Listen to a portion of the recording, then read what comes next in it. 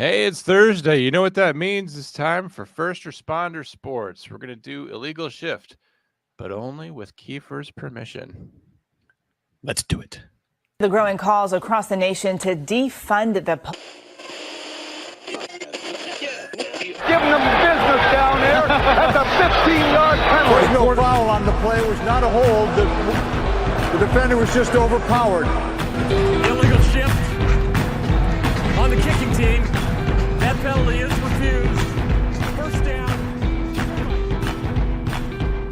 Guns up, giddy up, Wolfpack. It's Failure to Stop. It's the #1 podcast and platform where we go to inform and entertain first responders and their friends just like you. It's Illegal Shift. It's the most popular Failure to Stop show since the Disruptors. I'm Jon. I'm a 911 dispatcher. I've been doing that for 9 years. That's what qualifies me to be on the show. I have my sports experience is this. I one time hit a foul ball at a church scrimmage softball game. So it wasn't even a real league game. It was just something that we were doing for fun. And the best I could do was a foul ball. Joining me as always is Jason Kiefer. He's a fire lieutenant in the Buckeye state of Ohio. Kiefer's probably done more athletic feats than that. Kiefer, how the hell are you doing, buddy? Where have you been? Doing all right. It's one of those days today. Nothing's going right, but I'm here now and everything is great now. You should unburden yourself like this is free and cheap therapy.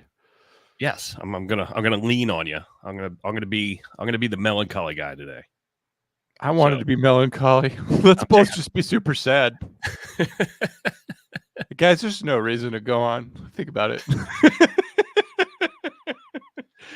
I did want to say our intro, I love our intro. Oh, every time I hear it, I giggle. You did a great job with that. Oh, thank you. I also wanted to compliment you. You have relaunched your podcast, One More and I'm Out of Here. I saw that what was that guy's name? Chet Fenderspelt? What's the name of the new guy that does the show with you? Chet Fenderspelt. Just guessed. I just made it up. Andrew Pappas. Andrew Pappas. I was so close. You were right there. So close. So tell us about what's going on with your podcast and who Andrew is and why Andrew is, most of all.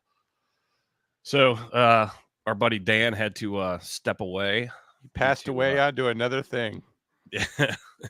He may have some opportunities coming down the pike with his full-time gig on the radio. So we're waiting to see what that looks like. So it's kind of a conflict. So he was advised that he needed to step away. Now, if something changes, he'll come back. But Andrew Pappas is he's a former township trustee here where we live, and we've known him for a long time. And him and Dan kind of align as far as personalities and their political knowledge and their bravado. So I felt that Andrew would be a good fit. When you replace a character on a TV show, you generally try to go for someone who's the exact opposite, right? On MASH, when Trapper left, you got BJ Honeycutt. When you got rid of Burns, then you had Winchester. So you always try to kind of go hard in the opposite direction. What you're saying is you have basically copied and pasted Dan Carroll, and you've replaced him with this guy. You said Andrew Pappas is his name? Yes. And he's a township board member? Yeah, he used to be a trustee. Trustee. Does that mean he was one of those people that was in the incipient scramble for power during the COVID years? Facts. What does a township trustee do? It would be just like a city council member or a village trustee. I mean, they're the city council. Just the way that a township's set up is they have trustees. We don't have townships or towns or villages here. So we also don't have trustees except in prison. So when you tell me that the guy's a trustee, he's in charge of the lunch trays. Yeah, I kind of get worried that maybe it's his job just to walk around bleaching doorknobs or something. I have no idea. Sometimes Ohio things don't translate to the rest of the world. But when is your next episode of One More and I'm Out of Here? I think we are doing one Friday, I believe. So tomorrow, Friday for sure. Correct. Tomorrow's Friday. So we're kind of we're trying to lean into it and see where it goes and how it goes. And our first episode went well. I mean, everything kind of melded together. Wasn't we didn't have uncomfortable silences staring at each other. So yeah, you saved that for me. your original formula was a three guy formula. Are you looking to get a third guy, or I know that you hear that a lot, but only by prison trustees and firemen. That's potential. I mean, we're like I said, I'm kind of scrambling right now just to see what fits. But we got some news on the Rob front, so I'm hoping potentially that Robert comes back. Oh, it's possible that he could be back. Is that why you just absolutely refuse to pull out to the table chair at the table for me? Because you'd rather Absolutely have no not. one? Absolutely not. That is not the case. Don't be so full of yourself, John. Well, no, but I just like to stir the shit pot while we're on the air. If you don't mind, Robert's home, by the way. Robert's home, by the way. Oh, I'm glad that he's back home so that he's, irritating a different set of people. That's fantastic. That is factual. Still not speaking very clear yet, but he's going to continue speech therapy, but he is out of the institution. I'm going to be honest with you. I've never understood a single thing that guy's ever said. With your permission, I'll go ahead and we'll go ahead and do the ads. We do have a new sponsor, so I'm kind of excited because that just means more money for us in July. If you're ready for that, I'll go ahead and do it. Let's do it. Okay, we can do that. 100%. You deserve 100% of all the money and 100% of all the other benefits the law allows. You deserve the lawyer who stays awake nights thinking up new ways to get you 100% or more. Lowell the Hammer Stanley, 459 cash. Get the money, the medical benefits, the damages, the cash awards your injuries deserve. Call Lowell the Hammer Stanley right away. 459 cash. That's right. 459 cash. You may be entitled to huge benefits from your crash if you want a lawyer who will work like a son of a bitch to make those guys pay. Lowell the Hammer Stanley will do it for you. Also, the show is brought to you by GhostBed. GhostBed's a wonderful company. They don't want to hurt somebody like Lowell the Hammer Stanley does. GhostBed just wants to bring comfort and joy to people all throughout this land. They're a wonderful company that makes mattresses and bed frames and everything you need to go with that. Use the offer code Wolfpack to save 40% on everything that you find there. And it's just possible that they had a sale because it was the 4th of July. You might want to get in there while you can. It's possibly up to 50%. Sometimes they do that. We love GhostBed because, of course, all of their ghost-based technology, all of their beds, it's all made right here in the good old US of A. They support first responders, including firefighters, police officers, tow truck drivers. And if anyone ever told them that a 911 dispatcher was a first responder, they would support us too. So we appreciate GhostBed. And of course, if you have financial troubles, you can still get a GhostBed. I know what you're thinking. I'm a piece of shit. I deserve to sleep in an alley. I don't get to have a GhostBed because of my many failures, because I took out student loans, because I fell for it, because I was part of the big money laundering scheme by the Department of Education. I was fleeced as a chump. Now I have to sleep under a bridge with Hobo Mike and a pile of wild dogs to stay warm. Well, no more. If you have 0% down, 0% financing, and the credit of Antonio Brown, you can still go to ghostbed.com and you can get a mattress and you can try it out. Not for 99 nights, not for 100 nights, but for 101 nights. And I know what you're thinking. That's great because I don't really plan to live longer than 90 days. So I'll have a ghost bed for the rest of my life. Go to ghostbed.com. Use the offer code Wolfpack to save 40%. Sleep so good it's scary. If you are out there on the fringe, it is still possible for you to reclaim your humanity at least those 8 to 10 hours at night between rambling aimlessly through the streets in search of not only a job or a meal, but the man that you once were. The show's also brought to you by Factor Meals. Use the promo code Wolfpack50 and you can save half off to start. Are you hungry? I mean, I just implied you were a miserable vagrant, so it's possible. If you have a home address, though, you could have Factor Meals delivered right to that home. Go to Factor Meals website, use the offer code Wolfpack50. You could save 50% off to start, and I think it's 20% off the next week. The great thing about Factor Meals is that they're not sending you frozen food, right? We can all do that. If you're homeless, you can just rip off frozen food from the grocery store, and it's not even something as good as what you would enjoy fresh stealing from the produce department. But Factor Meals will bring you fresh food that you get to pick out on the website well in advance. You get to choose your package. How much food do you want? When do you want it brought to you? And what kinds of food do you want, right? Like if you're trying to shape up like I am, you're trying to cut out calories out of your life because you're carrying around that rubber tire that just keeps you from ever really achieving your dreams of being the kind of person that you want to be on the outside. And let's face it, gang, it's what's on the outside that really matters because it's the only part of you that anyone can ever detect. And even though you're a good person on the inside, no one will ever know. And the more that you talk about it, the less good that you seem, because that's how screwed up the world is. But anyway, with Factor Meals, you could use the offer code WOLFPACK50. You could save a bunch of money on that. They'll bring the food to your house, reverse trick or treat style. We appreciate Factor Meals for supporting the show, for quite a bit here. Kiefer is actually literally watching TV in his studio while I read these ads because he is like on a coffee break while I do this. I try to make them enjoyable, Keith. Dude, they're hilarious. Okay. Especially when you giggle through the whole thing. Well, I couldn't help it. I'm just in a good mood thinking about all this death and all that. All right, our first story is about the Dallas Cowboys. Quite right, and as it should be. But if you're mad that we're talking about the Dallas Cowboys, you have no one to blame but America, because it's America's team, and also Kiefer, because it was his idea to talk about this. So this comes from Yahoo Sports, the pinnacle of sports reporting. Cowboys quarterback Dak Prescott says there's, quote, absolutely nothing wrong with his ankle after being seen in a walking boot. That's right. It is just a fashion statement, we are supposed to believe.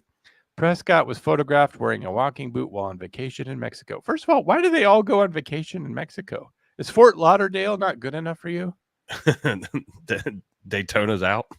I don't know. Kiefer, you can't say anything. You went to the Mexico of Mexico. You went to the Dominican Republic, which no one even knows where that it really is. It's right next to Haiti. So we stayed far away from there. That's not good. So anyway, the reason why this is a big deal is because, first of all, you never want to see your leading man, your commander in the field, having any kind of injury in the offseason.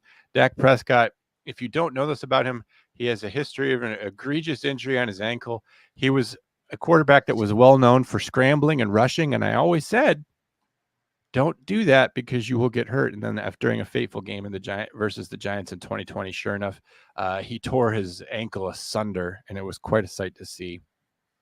He had to spend the rest of the season and off-season rehabbing. So, but the other reason it's a big deal is because he's currently headed towards free agency. This is the last year of his contract. And so the condition of his ankle being in good shape or in bad shape basically shapes the rest of his life. It shapes whatever kind of leverage that he has and bargaining power with Jerry Jones, one of the most powerful and wealthy men in the NFL right now. Dallas Cowboys quarterback Dak Prescott said on Tuesday that there is absolutely nothing wrong with his surgically repaired ankle after photos surfaced of him wearing a walking boot while on vacation down in Mexico way. Speaking at his annual football camp, the soon-to-be 31-year-old Prescott said he's getting older and has to take care of his body. It's the same ankle I snapped and had a nasty surgery on 4 years ago, he said via The Athletic. A couple of hard days of training, you get a little sore, and then you go on a fishing trip, and you want to protect it, and you want to make sure that things don't get worse. Literally, it's absolutely nothing. People are reaching, trying to make things that they aren't. I have no doubt that is probably true, and yet here I am doing it. ESPN's Todd Archer reported last week that Prescott's foot was black and shriveled up. It looked like it would fall off at any second, and that he would have to play with a peg.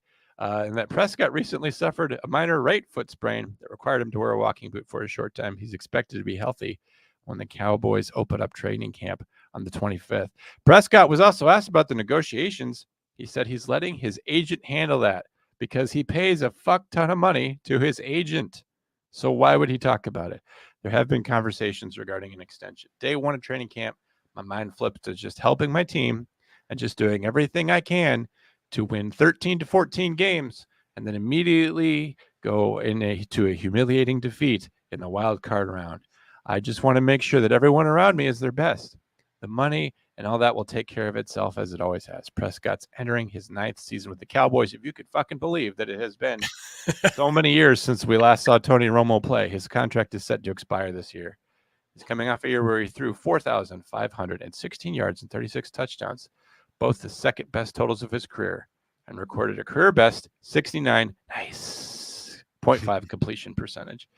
So Dak Prescott really has it all going for him. The only thing that could ruin it for him is an ankle injury, the idea that he might not be able to scramble around or anything. But with Madison being so good, and he says he's getting older, but he's only 31. I'm 39.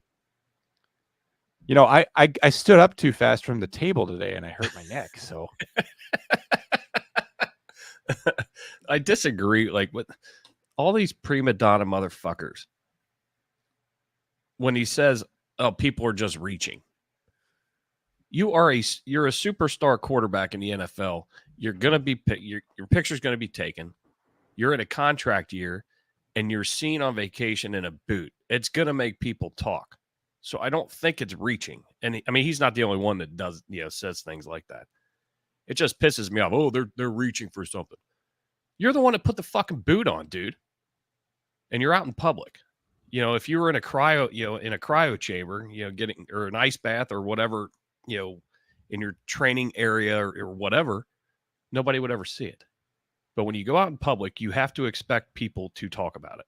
So when he says shit like that, and like I said, he's not the only superstar athlete that makes comments like that. It just, that shit irritates the hell out of me. You are seemingly really mad about it. I guess the advice I would have given him is to do kind of what we do around here. Like if I hurt myself, I pretty much just use bubble wrap and packing tape.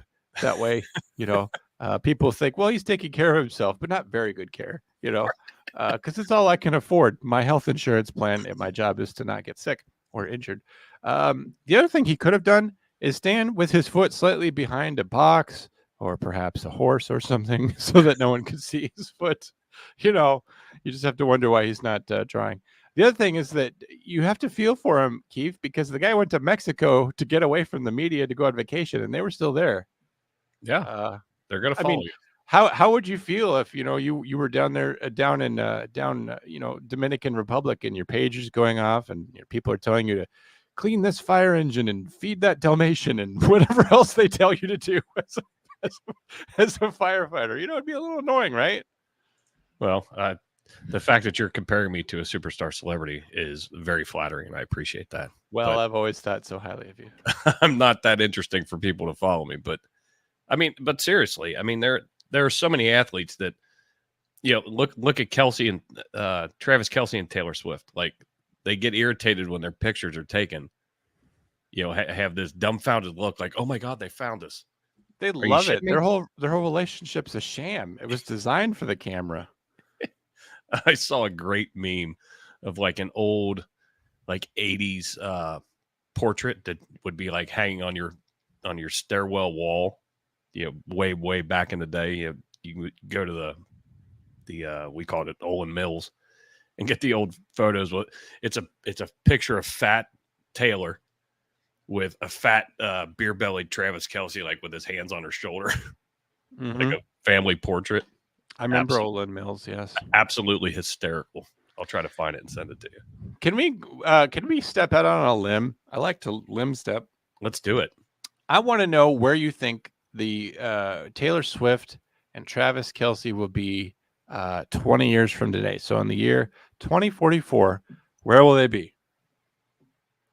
She'll be in rehab, and he'll have gambled all his money away and will be living in a trailer waiting for her release from rehab.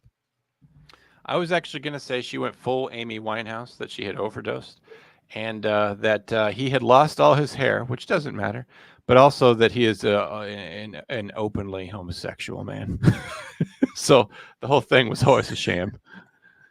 But by then, like the light will have faded, so it doesn't matter. And perhaps by then, this is not really a limb step at all, but you'll be far more famous, and you can still keep the light shining upon you if you're somehow a member of a protected status club. And he will possibly be using that to his advantage to get a job commenting on MMA, virtual MMA, or virtual MMA. I like virtual, some kind of virtual MMA, or maybe covering the moon team from the Olympics. I don't know, something like that.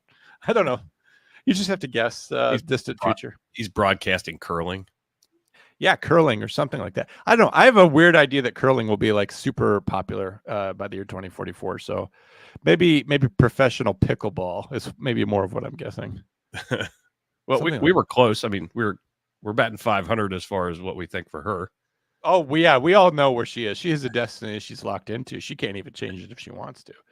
The downfall of her is going to be something amazing. She's not even going to have like a fading existence that's somehow respectable, like Celine Dion or Cher. She's just gonna. I think it's actually gonna, because her ultimate zenith of her flight is so much higher than Britney Spears that she's gonna crash so much harder. Oh yeah, I completely agree. It's going to be earth-shattering. Actually, I'm guessing that a lot of fans will take their lives as well. It's kind of a cult thing. Anyway, I can't wait till it happens. Can't wait. You heard it here first, folks. Talking about Joe Burrow, he's making the news this week because there's not much news this week, but it's okay. What's Joe Burrow? Joe Burrow had a great idea, and you know what? So did I. I had it a long time ago, but you know what? No one paid attention to me. You know why? Because I'm just some fucking guy. Actually, this was my idea before I even was a podcaster around here. I've had lots of ideas of how to improve the NFL, like separating the AFC and the NFC from interconference play during the regular season. I think that should go away. It'll never happen. I think the size of the league should be reduced. I don't think the Carolina Panthers should be allowed to be a team. So, I think that the league used to be more fun when it was a smaller league. It'll never go back that direction, and more separated. Jaguars. Yeah, Jaguars. We could just, my whole goal is to have them go over to London, and then we stop taking their calls. They're like, the president of the Jaguars is sitting there in late July, sweating. Are we ever going to hear when the NFL schedule comes out? Is somebody going to call me? And then he sees the first game. He's like, what the hell? He calls Roger Goodell hey, the Jaguars are ready to play. And he calls them, and some Roger Goodell person answers. He's like, yeah, he's in the bathroom right now. I'll have him call you back. He's like, well, you tell him that, I don't know the guy's name. You tell him that Steve Shanks of the Jacksonville Jaguars is ready to go. We're ready to play some football. And he goes, okay, that's sure super nice. And then Shahid Khan. And then the Jaguars, have to learn how to play soccer or something over there in England. That will be their ultimate fate. That would be nice. I don't get to this. Mr. Khan, Mr. Goodell is incapacitated at the moment. He's incapacitated. But Joe Burrow had a pretty good suggestion on how to improve not only the regular season, but how to revive the Pro Bowl from death. And to do this, the NFL will have to go to an 18-game schedule, which it will do within probably the next 5 years. You can bet that they'll do that. Making the Pro Bowl great again, week in season, like the NBA All-Star Weekend, could create more interest. He says, this is from Yahoo Sports, which of course is the pinnacle of sports reporting. Cincinnati Bengals quarterback Joe Burrow has a suggestion for boosting interest in the Pro Bowl. The NFL's All-Star Showcase is easily the worst of the four major professional sports. I love the Pro Bowl. Excuse me. I guess I was the only one. Players are barely interested in a competitive effort, largely fearing injury. The exhibition takes place either after the season or during the week between the conference championships and the Super Bowl, when the appetite for the game that doesn't count is low. It hasn't been the week before the Super Bowl for probably 10 to 15 years. That's very lazy reporting. The Pro Bowl has been such a bad game that it's not even a real game. In its current form, the event is flag football contest around which skills competitions are built. That may not change. Players will likely never want a full contact, all-out contest they won't play. Like a regular season game doesn't count towards anything. But Burrow's idea could create interest in Pro Bowl festivities. So he wants to have two bye weeks. And in week 13, every single team is on a bye week. And then that's when the Pro Bowl would take place, kind of a mid to late season Pro Bowl. When would this be? Around Thanksgiving or so, which I think is great, because I think that's actually when the height of football fandom, I think that's when it reaches its peak in the season, because by December, a lot of teams are fading out of competition. The Dallas Cowboys have some sort of terrible issue that, makes you very skeptical about January. And then, so I think right there around Thanksgiving, and just the feelings about Thanksgiving and its association with football, I think that's probably the best week to do it. But I agree with that. It being the height, I completely agree with that, because that's when you see things start to move. Yeah, everybody's jockeying for position in their divisions, and you sit around the entire day trying to ignore your creepy Uncle Carl. On the Pardon My Take podcast, Burrow has asked how he felt about the NFL expanding to an 18-game season. There would be 2 bye weeks. Burrow responded. He expanded on that thought, proposing that the first bye week be a regular part of the schedule as it is now, spread out amongst the 32 teams. However, the second bye week would be the same for every team, like week 13. Do the Pro Bowl, where you're doing like 7-on-7, all the skills challenges like the NBA does. I think that would get more ratings for the Pro Bowl than it would already give everybody that bye week going into the last 6 games. Another benefit would be the expanded schedule would be an additional game, and by a week that would be the Super Bowl could be pushed to the Sunday before President's Day, which you know what that would mean? A lot more people would have the day after the Super Bowl off. Of course, we'd be co-opting President's Day. We'd be making the day more about football than it is about the presidents. But have you seen the presidents around here lately? I don't know. Like maybe I'd be more excited to, stay up late on Sunday night if I knew I had. It won't affect me either way. I have to go to work on President's Day because of all you filthy mongrels that create emergencies for yourself, even on holidays. With the holiday on a Monday, many fans would get that day after the big game off, something fans and media have suggested for years. Some people have said it should be a state holiday or an official holiday or whatever. Players might not be as enthused about it, spending the week off with the Pro Bowl festivities. Many might skip the event in favor of vacation or just time away from football or avoiding their creepy Uncle Carl. But they would get a break from an actual game and get a chance to do something fun that lets them display their personalities. A game wouldn't be restored, especially if it was scheduled to take place during the season, but that surely is a foregone conclusion among players. Be creative, be fun, let the players blow off some steam, let fans see more of these guys with their helmets off and show the camaraderie with each other. However, it's notable that Burrow is a filthy thief, and that he stole this idea from Jonathan Bates, who had it some time ago. However, Jonathan Bates was not the Bengals quarterback, and John never thought that he would have to be even the quarterback of the Bengals to get somebody to listen to him, but apparently that's the minimum level around here in this country. Burrow's thinking that the interests of the NFL and not just about the players when it comes to the Pro Bowl, perhaps making the event more of a draw for fans than it would benefit both sides. Putting its all-star game in the middle of the season would provide opportunity for broadcasts to promote the event and keep fans engaged with voting. That's true. Actually, November's a good month for voting. We all just got done voting for the fucking presidential election, and our faith and our democracy will be at its all-time high, and we'll definitely be wanting to vote for the Pro Bowl at that time.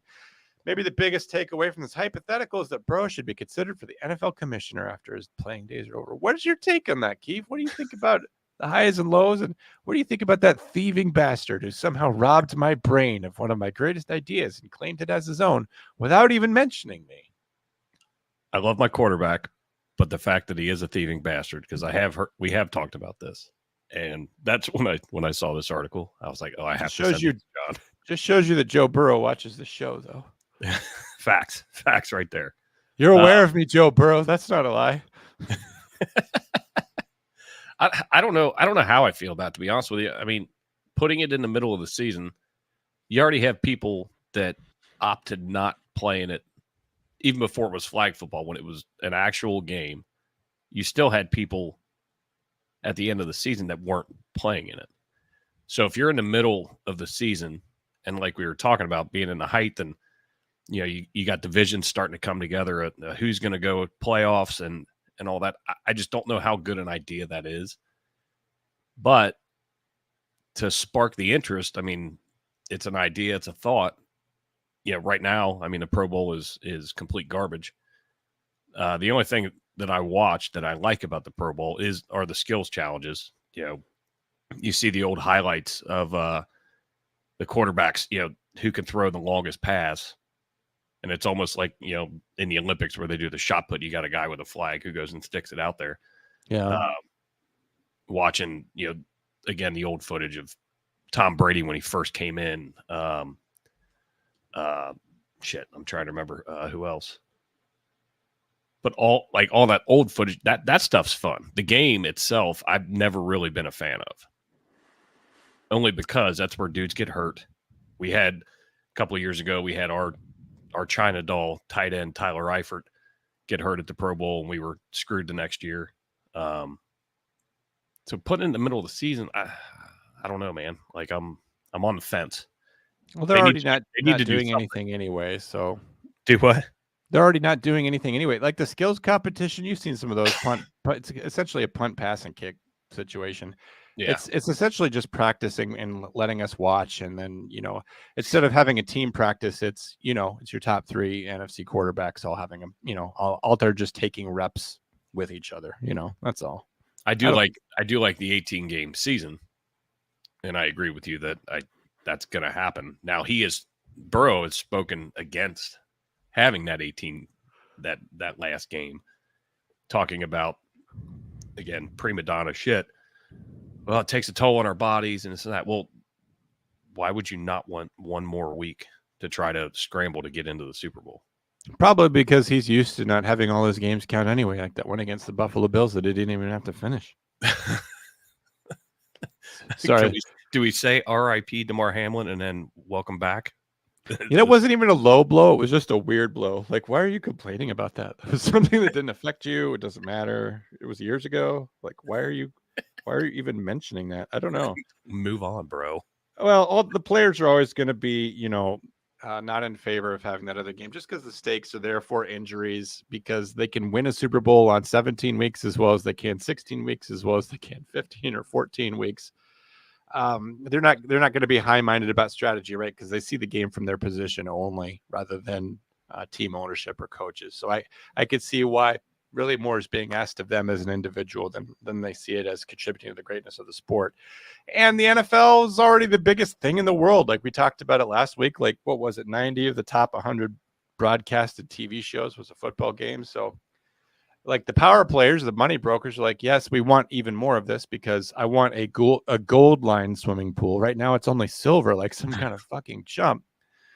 So they're always going to want to go to the well a little bit more, but I could see where players, don't want to necessarily be working that hard. I think players literally have mileage. I think, their odometer rolls over to 100,000 and different positions have that at different things, but you can only play for so long. And if, you play a career and you're adding, 5, 6, 7 games, it's, eventually it gets to another half season that you're at. And, I just think it wears you out faster. On the other hand, one way you could get around that, increasing the size of the roster. If you have a bigger roster than 53 men, then you can, if you're going to go to a bigger season, you could do load management where, particularly with positions like running back, fullback, or whatever, if you have more of those on your team, then they don't have to be in for as many games or as many plays. So one way, if you wanted it to deal with 18-week season, would just be to increase the roster to 60 men or something like that. That's a great idea, John. Look at you. I never would have thought about just increasing the roster. Yeah, watch. Joe Burrow will come out with it as his idea next week. I know some of you are worried about the 18-week season, but I've thought about it real hard. Just put 60 men on your team.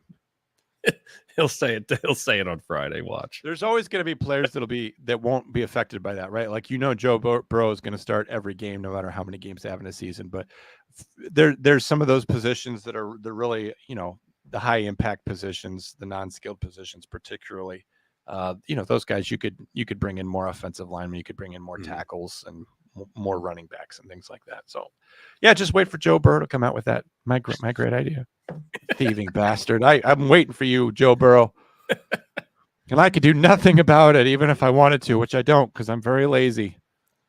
My anger is the extent of my ability to resolve this problem. So if you look up at the banner up top, you can have your potential revenge then. Yeah, that's true. And things are getting tense around here. I know that game is on December 9th, but we're leading up to it. And it's definitely affecting us here on July 10th. Some sad news. Actually, we've got a couple of sad things to talk about, which is, why Kiefer saying that he's melancholy at the start of the show and why I said that I could barely face another day. Kind of makes sense. Super Bowl champ Bernie Kosar is not in great shape. Kiefer, I bet you're not really a big fan of Bernie Kosar, being that he was a division rival of yours. You Bernie Kosar guy, or? I'm definitely not. Okay. Definitely not. Does it bother you that he's the Super Bowl champion? Yes, it does. And, all through grade school, funny story, side note, my gym teacher was a huge Cleveland Browns fan. Huge. So we would always, I'm not promoting gambling, but we were gambling in middle school. Jeez, Keith. So whenever whenever the Bengals would play the Browns, our gym teacher would make a bet with us. If the Browns won, then we owed him 100 push-ups, and then if the Bengals won, he owed us 200 push-ups because he was a grown man and stronger than us. But the amount of push-ups that I had to do for that son of a bitch, and it's all Bernie Kosar's fault. Good. Continue with the bad news. If it makes you feel better, he also went bankrupt, as we discussed some weeks ago. We talked about NFL players who are bad with money. Good. And easy there, dude. This is getting a little bit heavy. He won a Super Bowl with the Dallas Cowboys. He didn't win them with the Cleveland Browns. So, although he did play for the Browns when the Browns were a good team. The Bengals don't have a Super Bowl ring, so I'm just jealous.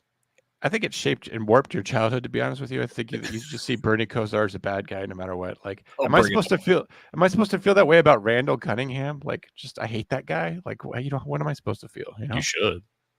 He played for the Cowboys too, so I don't hate Randall Cunningham.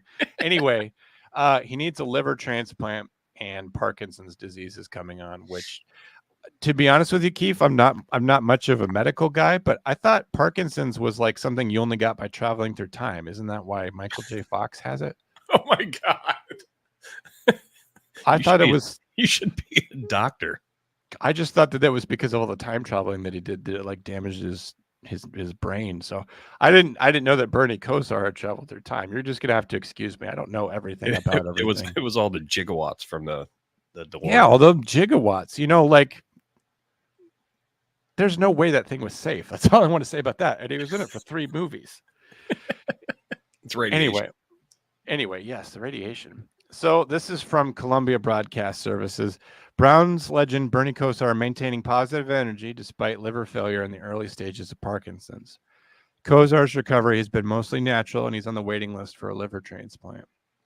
Former Cleveland Browns quarterback and all-around great guy and one-time Pro Bowler. He only had 1 Pro Bowl? That's amazing to me.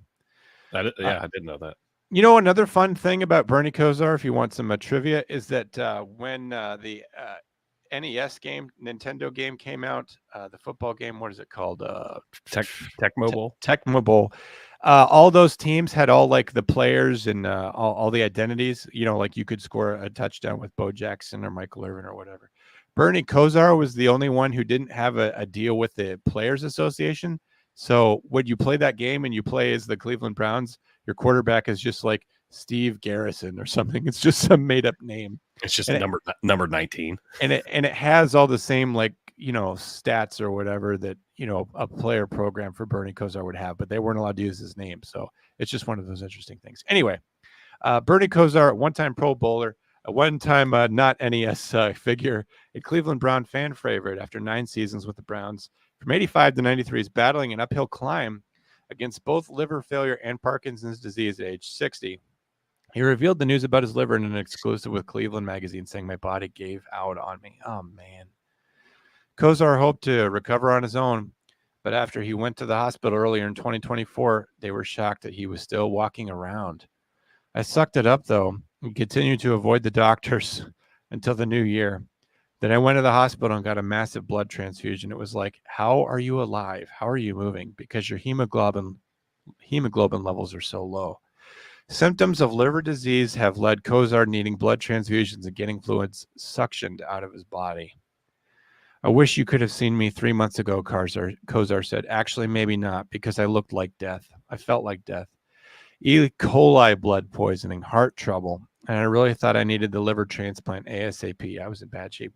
And you know what's really sad, Keith? I know that you hate on this guy or whatever, but I believe that his money problems are part of the reason why he's not getting good medical care. I mean, that's just a theory, but like if the guy's going bankrupt and stuff, and he's not living the post NFL life of success like a lot of quarterbacks, like, you know, why isn't he going to the doctor? You know, obviously he went eventually. So is he putting it off because he doesn't think he can afford these things, or I don't know. He didn't have a free clinic around.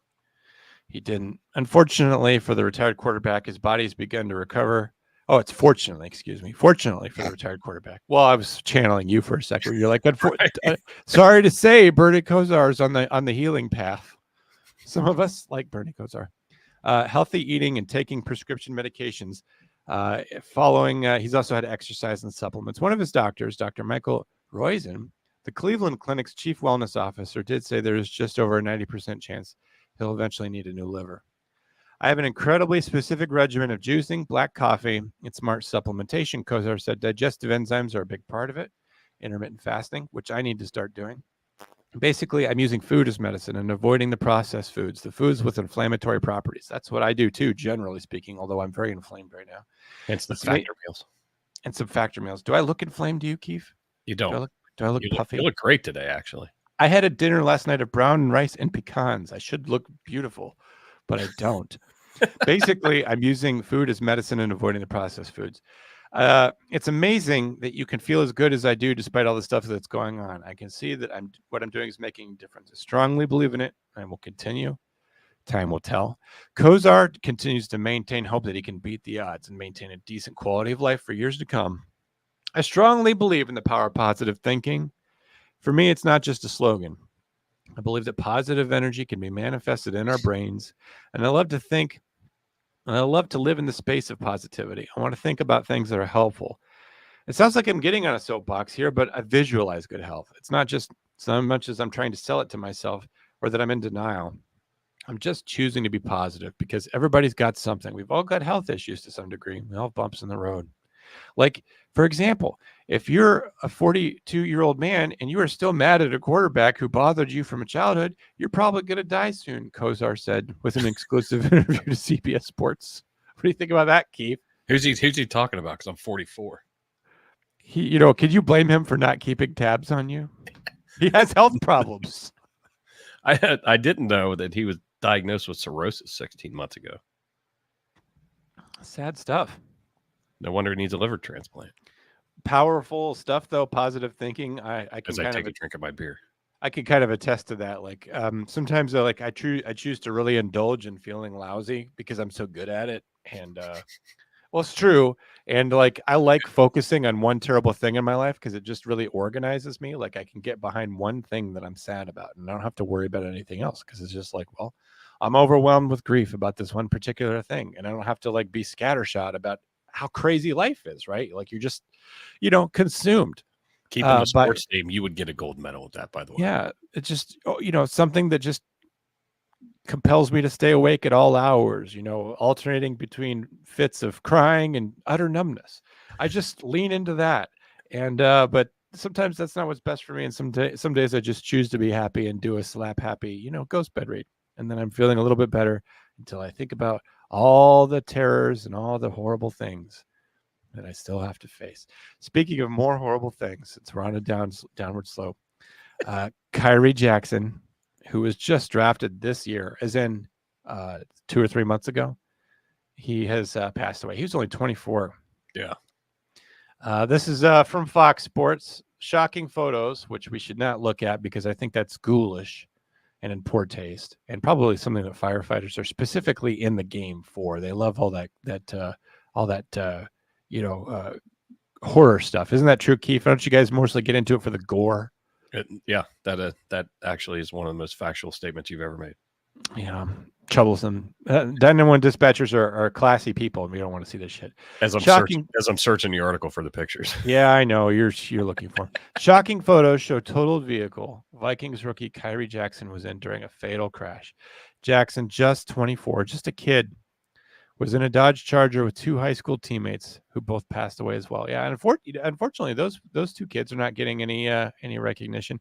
Can you imagine being drafted to go play for an NFL team, and it's summertime, and it's you're right before minicamp, and you've got this nice cool new car, and you're hanging out with your high school friends. Like you're not too big for them yet. You're still hanging out with your high school guys, and a mother's son taken away too. Let's not forget that. But photos of the Maryland car crash that took the life of Minnesota Vikings corner Khyree Jackson, among others, showed the vehicle he was in was destroyed. Jackson was the passenger seat of a maroon Dodge Charger, which was seen on a tow truck, and photos obtained by the very classy organization TMZ.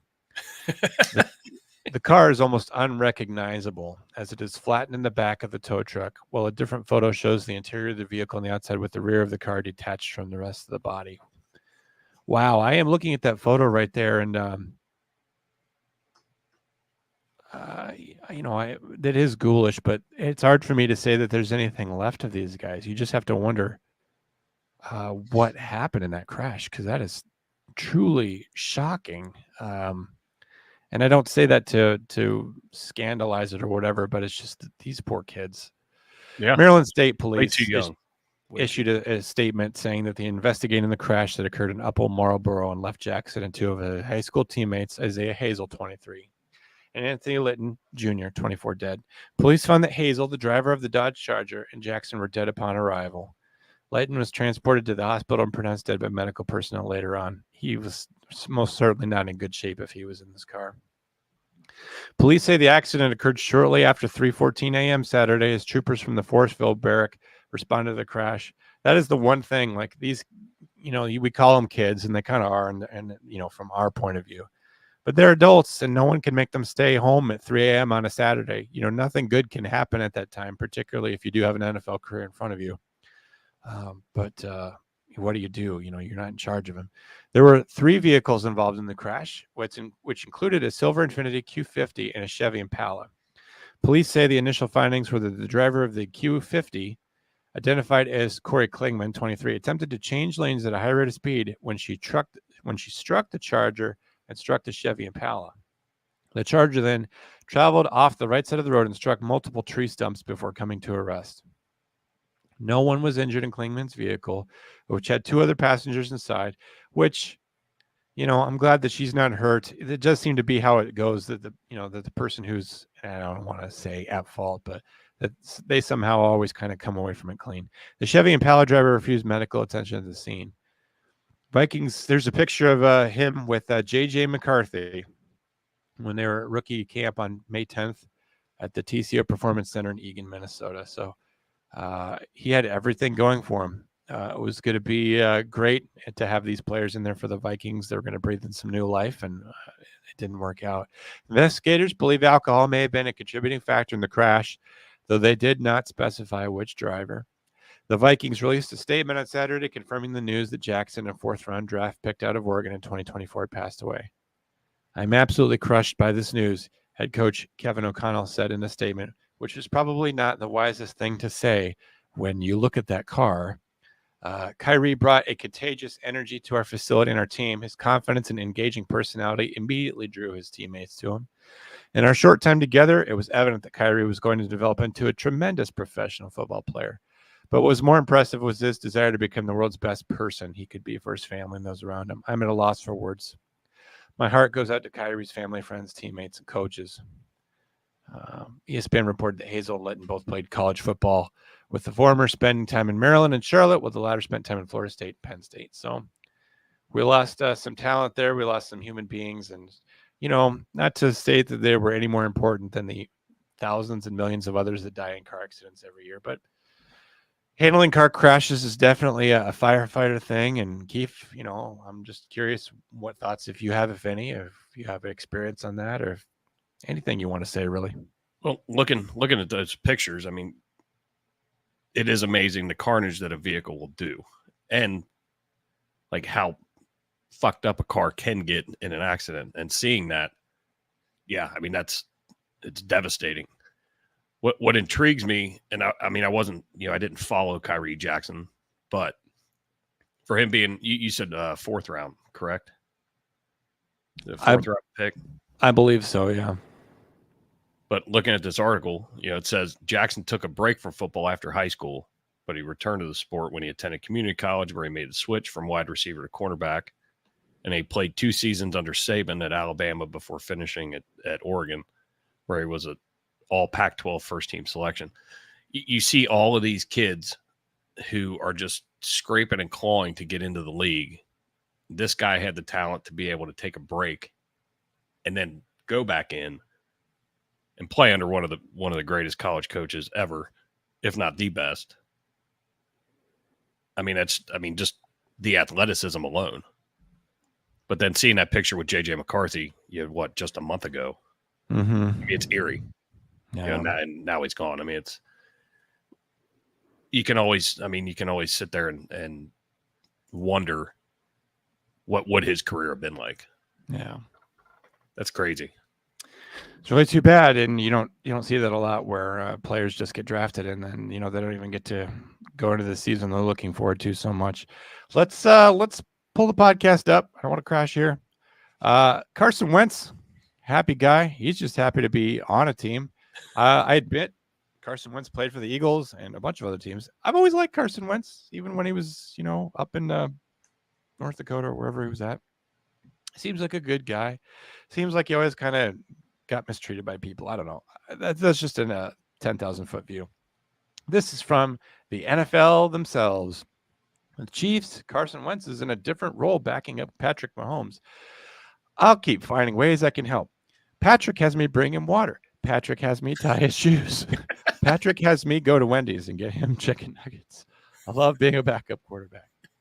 Last offseason, Carson Wentz waited for a potential starting quarterback role that never materialized. This spring, the former MVP candidate quickly jumped into a spot behind the best quarterback in the NFL, according to some people, although not me, signing a deal in Kansas City to back up Patrick Mahomes. So he will not be a starter ever again. Probably not. But honestly, like, I'm kind of putting the horses behind the cart here, but it's like, I would love to be a backup NFL player. Like, you get paid, league minimum, even if that's all you're getting is millions of dollars. You sit on the bench.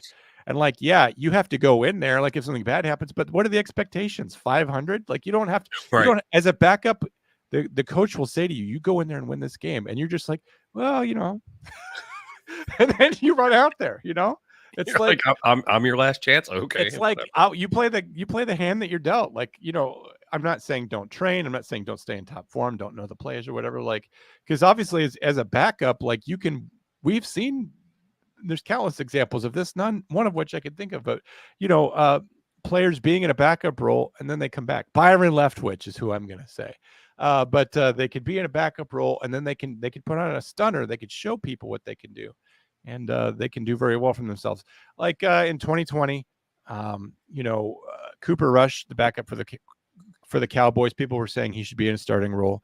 Some people thought that because he was playing so well. I think Andy Dalton was he was a backup that same year, and I think he was starting, the next year for the Saints or the Panthers or one of those teams. So you can always kind of work your way back up to the top. You're not down and out, but if you're the Bengals had Jake Browning last year when Burrow went down, and Browning did a great job.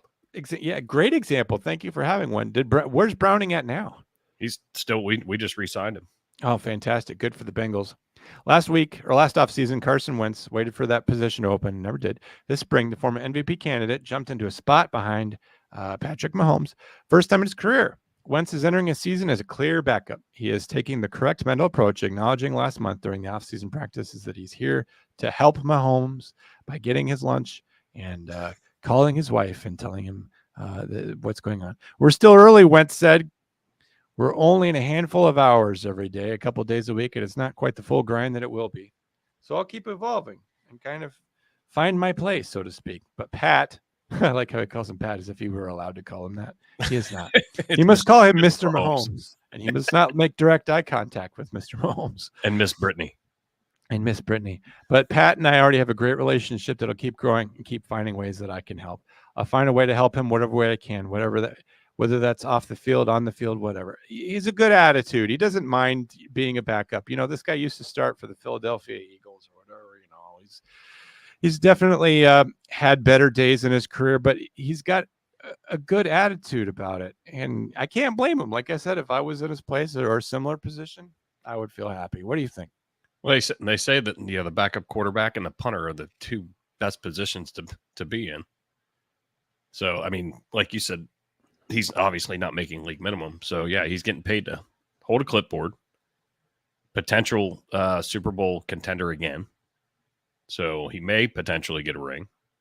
I mean, yeah. I mean, what's not to love about that job outside of changing Patrick and Brittany's kids' dirty diapers? But I don't know if that was in his contract or not, but I think it should be. I think you're making an excellent point, too. It's not just that he's a backup at any NFL team, which would be fine. Like if he was backing up Aaron Rodgers, first of all, that would actually kind of be ideal because the idea that he would be starting at some point is definitely in there. But, Jacksonville, whatever, some scumbag team that, who cares about? Sorry, that was mean to so many teams. But, he could be with any team, but he's with the Chiefs. Like you said, he has a chance to go out there and get a ring like Bernie Kosar did with the Cowboys. Like, yeah, Bernie Kosar never started and won his own Super Bowl, but he's got the ring. And Carson Wentz And may be loaded. cirrhosis. He's got the ring and cirrhosis. Will you stop dogging on Bernie Kosar? No, that was not a dog pound pun, by the way. One of our final stories, Adrian Wilson, former Panthers vice president and player personnel, arrested on DV charges. I guess it's important to mention that he's former. I brought this case to the fore because I don't know if you remember what's happened at the end of last season, but the owner or general manager or whatever of the Panthers literally threw his drink onto a spectator. There was a fan who was there at one of the barely attended Carolina Panthers games, and they were trashing the Panthers, and he's up in his box, and he literally throws out his martini on him. And one of the most classless moves ever, which you have to wonder what came out of that. You would hope something, just because guys like that need to be taught that you don't, just because you own the Carolina Panthers doesn't mean you could throw your drink on somebody. But normally I don't go after big wigs like that. Like, it's very popular to go after powerful people, but you don't get to throw your fucking drink on somebody, especially somebody who's paying you to be there. From your luxury suite, by the way. Yeah, and, from your luxury suite. And of course, and we never heard anything after that. No. Whether there was some type of settlement or whatever, because I just sued the shit out of that guy. Yeah. Well, they probably made him sign an NDA and then just took care of it, which is how most business is done. But Adrian Wilson, the former VP of player personnel for the Carolina Panthers, was arrested in Arizona on 3 domestic violence-related charges on June 1, which, by the way, he's innocent until proven guilty. According to Scottsdale PD, police said in a statement Tuesday that Wilson be charged with assault, criminal damage, and disorderly conduct. All 3 charges are merely misdemeanors. The Panthers confirmed to NFL.com that Wilson was no longer employed by the team. Yeah, the Panthers got to be like, why are you calling us? He doesn't work here anymore, you know? It's just like the same thing last week with that guy that played for the Colts and the Packers and at least one other team. And then he winds up in a cult and he's beating his son and he's disappearing. And then Fox Sports is like, hey, this former Colts player he's got insane. He didn't call the Packers at all. And then the Colts are like, he played for the Green Bay as well. Why didn't you mention that? You know? It's like that movie Office Space where they're like, yeah, we're calling about what's his name? That doesn't matter. It doesn't work here anymore. Yeah, exactly. Not going to work here anymore. But he's long gone. He's not the Panthers' problem. Adrian Wilson will not continue in his position as vice president of player personnel for the Carolina Panthers. A Tepper Sports and Entertainment spokesperson said in a statement issued on Sunday. Oh, so he was working for them and he was fired. And the Panthers tried to make it seem like he didn't work here at the time when it happened. Consistent with their organizational policy on employee matters, we will have no further comment. Now, I don't know how I feel about this because anyone can charge anyone with anything. Because like these women could say they were battered or what were the other disorderly conduct. That's really, that's this very small misdemeanor. And criminal damage, that could mean anything too. But he's innocent until proven guilty. He's been charged with these crimes. He's been arrested, I presume. And now he's been fired just because it's a bad look. What if he's found not guilty? I mean, what if all of this comes out to be that he never did anything? Yeah. Does he have recourse to go back to the Panthers and sue? Yeah. The Panthers hired Wilson ahead of the 2023 season. He spent the prior 8 years in the Arizona Cardinals scouting department under a variety of roles, including VP of pro scouting. Wilson served as the Cardinals co-interim general manager during the 2022 season after Steve Keim took an indefinite leave of absence. Wilson spent his entire career playing with the Cardinals, earning 5 Pro Bowls across 12 seasons. He's actually in the Cardinals Ring of Honor, which is how I would have introduced him, rather than just being some guy that happens to be a former bigwig for the Panthers. He's actually in the the Cardinals Ring of Honor. That's a bigger deal to me. I'm nosy. I want to know the details. I want to know what actually happened.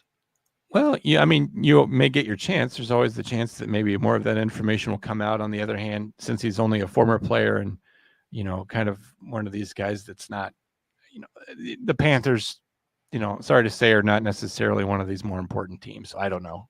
Who knows what may come out of it later. Did you want to talk about the Cincinnati Reds? Yeah, this is kind of interesting. I'm going to see if I can do is the video here? You didn't send this to me, so you don't know. Yeah, I don't know. You have no way of knowing. Oh, there's something. Okay, so everyone listen. The great thing about this being an audio podcast is that you may get to hear this. So I'm going to try. It's a pretty good run. Sure enough is. And that ground out, that undersells it. Absolutely. It was 107. That could have been another hit. Oh, my goodness! Destroyed! that went beyond the K signs in the upper deck. Rece Hinds makes baseball history. The first man ever to launch 5 extra base hits in his first 2 games, and there is no doubt. Wow. Wow. He's a single shy of a cycle. It's his second game. That ain't a sweeper. Oh, my goodness, did he kill that ball? That is way over the Kroger K's, the second home run in as many nights for Rece Hinds. My Lord, what a home run by this kid. He has burst onto the scene here with the Reds, and it's an 8-4 Reds lead. Oh, man. Making his first 5 hits are all extra base hits in the big leagues. Wow. Oh, boy.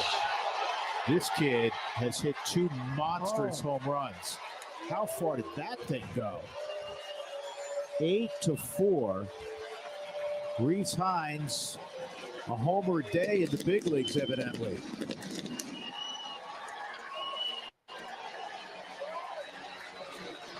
.458.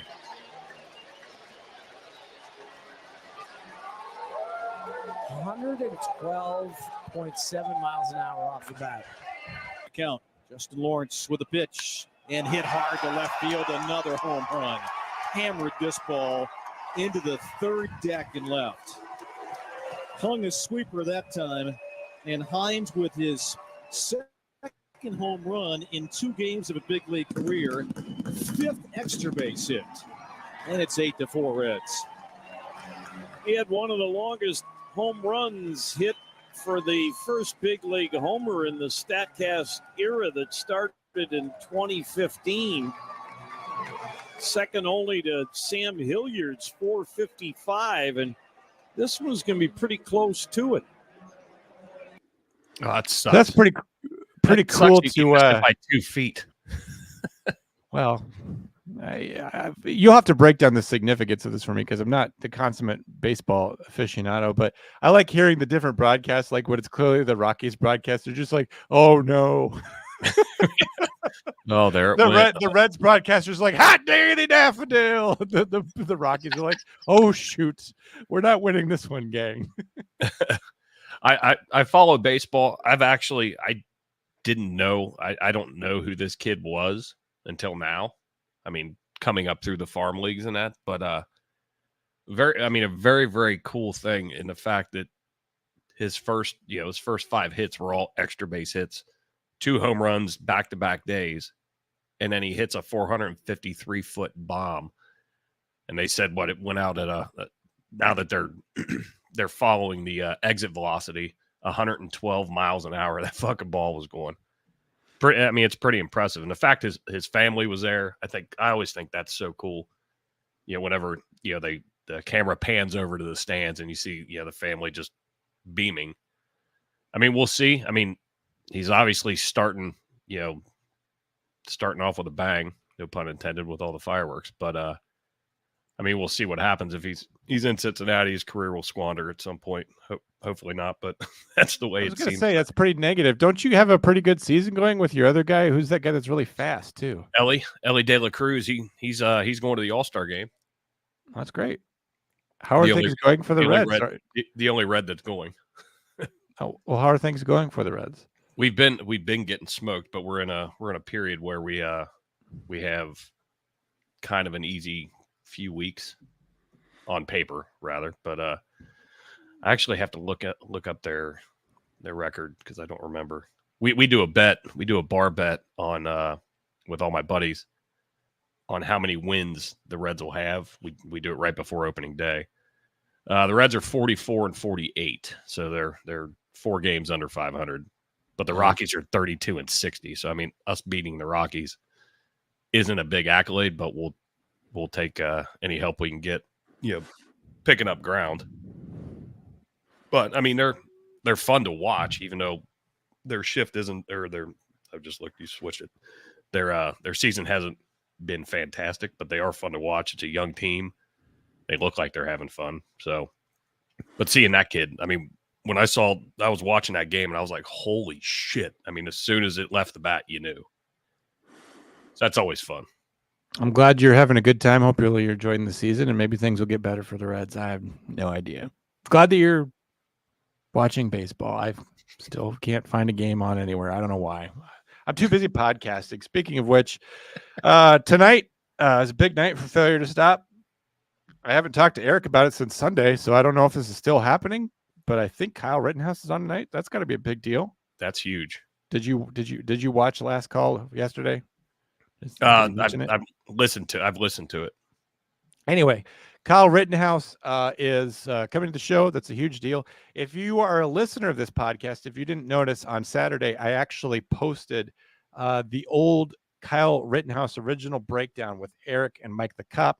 No one asked me to do that. I just did it because I love you guys. If you wanted to refresh yourself on what happened with Kyle Rittenhouse, you can get the original OG breakdown. It was originally aired as episode 20, as Failure to Stop. And it's kind of fun to revisit those days of Mike and Eric breaking down cases. That's obviously why I became a fan of Failure to Stop and why I'm here. So if you wanted to listen to that, I made it easy for you. You can just listen on Apple Podcasts and on Spotify. Look at the episode $5.99 that dropped this past Saturday. You can listen to that. It's about 2 hours long. So if you've got a bunch of yard work to do and you need to go to the gym and then more downtime, you can listen to that whole thing. So I loaded up there for you to listen to. It hasn't been on the podcast feed forever and a day. So now you can listen to that. I did that. Was a great idea. Thank you. No one notices what I do or says thank you, but I do get paid, which is the real reason I'm in it. So also on Friday, we're going to have a big case breakdown. I'm not sure what it is. I know that Deadleg mentioned it yesterday, but I just didn't stick. I don't remember what it is. We want to encourage you to be back here tomorrow for Friday for another big case breakdown. And then on Saturday, you know what I'm going to do? I'm probably going to upload Nutty Putty Cave Death. If you guys have never heard Eric's original night shift episode of where he is, because Mike had the coronavirus of all things, Eric got on, did Nutty Putty Cave Death. That turned into a classic episode that I have referenced many times. I'm going to drop it probably for Saturday night. So that way, if you need some Failure to Stop to listen to over the weekend, and you don't mind that it's an old episode, and you just want to listen to it again, or if you want to be cynical about it and just say, well, you're increasing your number of downloads, it doesn't really matter what the content is. Downloads are all that matters for GhostBed. Then that's what I'm doing too. So either way, it's good for the show. You can catch up on that. I'll see if I can find Nutty Putty Cave Death and repost it. Kiefer, you said your next show is tomorrow as well. So if you want to watch one more, and I'm out of here with Jason Kiefer in Shelf Thunder Fun, you can watch that where they break down all the news and all the stuff that's fit to print in the Buckeye State.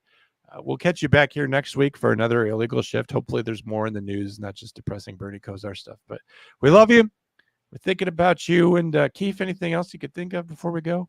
No, as I say every week, it's always a pleasure to be here. I enjoy it. Wasn't on my A game today, but you made me feel better. So I appreciate you, John, and I love you. You lift me up like orange juice and cocaine. All right, guys, we will catch you next week. Just remember, Dez caught it. Guns up. Giddy up. Yep.